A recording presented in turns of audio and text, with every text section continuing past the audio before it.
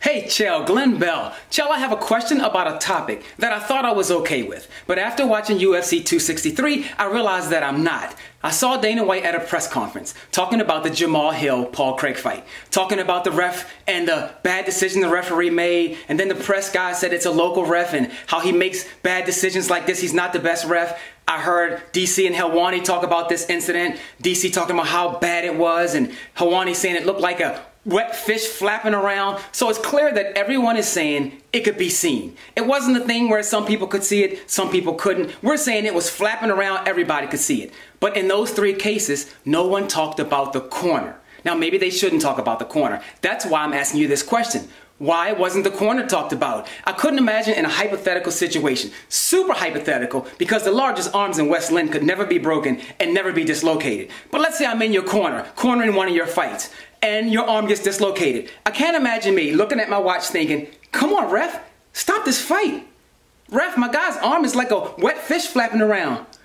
Ref, what's wrong? Ref, can you at least give me the arm when it's completely off so I can put it in ice? I just can't imagine me saying those things when I can take the towel and throw it in the ring to stop the fight. But maybe that's not the right idea. That's what I'm asking you. Maybe that shouldn't be done. And I'm aware of the Anthony Smith, I think a tooth fell out and he didn't want the fight stopped by the corner. Deontay Wilder, I think he fired somebody because his fight was stopped. But in regards to those decisions and those kind of thought processes, the question to you is, when your arm is flapping around like a cold fish out of water, wet cold fish out of water, is it okay for the corner to stop the fight then? Glenn, nice to see you, buddy. Where have you been? Okay. Obviously, you're correct. Obviously, there should have been other people that saw that. You're talking about the corner. Okay, I agree. The referee, why didn't he stop? Okay. But if I agree with you, we have nothing to talk about. So let me at least offer a different opinion, whether it's mine or not. Let me at least offer it, because why should the ref have stopped it? I mean, we're saying that the ref didn't stop it because the ref didn't see it. We're then determining that the ref didn't see it, who's looking right there looking at it because he doesn't know what he's doing. And other people have come out and said, well, the ref's got a black belt in jiu-jitsu. There's a million things and we don't know, but I think we're wrong to guess. One, that the referee didn't see it. What if he did see it and it didn't matter? What if? If the arm is already dislocated and cannot get any worse, and the athlete says, and he's saying this by not saying tap, he says, I want to keep going. Is it the job of the referee to stop it? I mean, I'm just asking the question. I had a friend, guy that I looked up to, 1989, his name was Bobby Janice.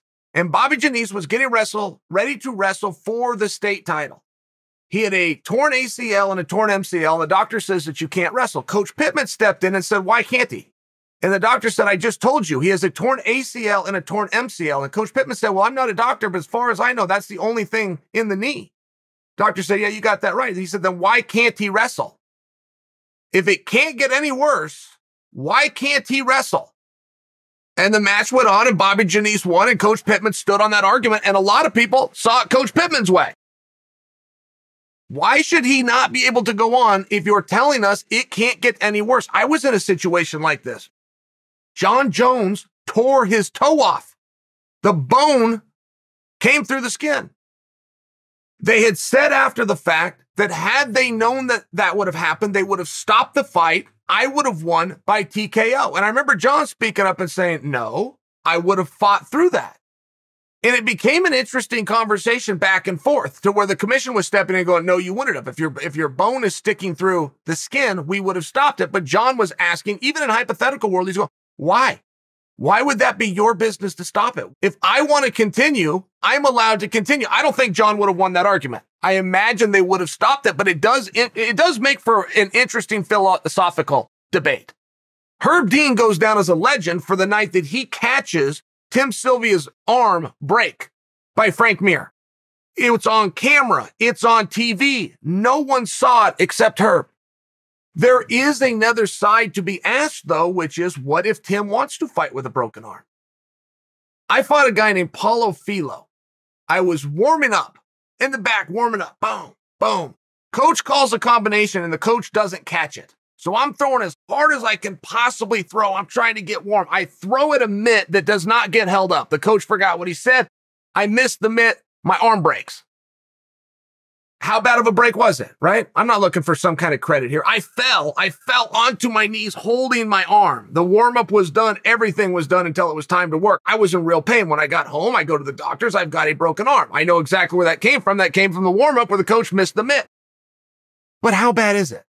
Right? There's lots of breaks. It wasn't bad enough that made me want to stop. I wasn't looking to be a tough guy in this moment. It was an injury I could deal with, and I didn't know it was broken. That's why I went and had it x-rayed. I mean, I only share for you if they would have found out that it was broken, they're supposed to step in and stop the fight. So let's say that the ref acknowledges Jamal's arm is in a really bad way. It's flopping around. Jamal's got another good arm, and he's not saying tap. So how are things going to get worse? Why should I stop it? That argument I just made is not going to hold up, by the way. I'm well aware that I'm not making the argument that would hold up. I'm just trying to prove a point for you that people have decided the referee didn't see it. They're just deciding he didn't see it. What if he did?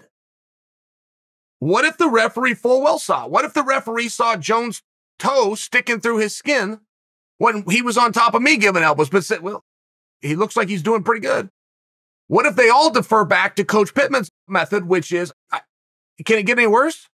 If you're telling me the ACL and the MCL are gone, how do you come to the conclusion he can't wrestle? If it can't get any worse, then the choice isn't up to you, the choice is up to the athlete. That's not what happened here. I'm well aware that he missed it. I'm well aware that he didn't see the flopping arm. I'm well aware that you're right, that the corners also did not see the flopping arm. Corners get very scared to do that. There should be a lot more towels thrown in both boxing and in MMA.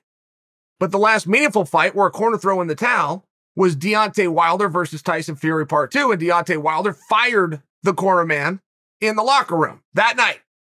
So which one of you stopped the fight? Only adult in the room who did, not to mention he stopped it late, raised his hand, is out of paycheck. So there's some of these moving parts where you are correct, Glenn. I admit you are correct. I'm only offering for you that one doesn't necessarily equal the other. It's a pitfall in human thinking. And I see pitfalls like this all of the time. Just because the ref didn't stop Jamal's fight doesn't equal and doesn't prove that he didn't see it.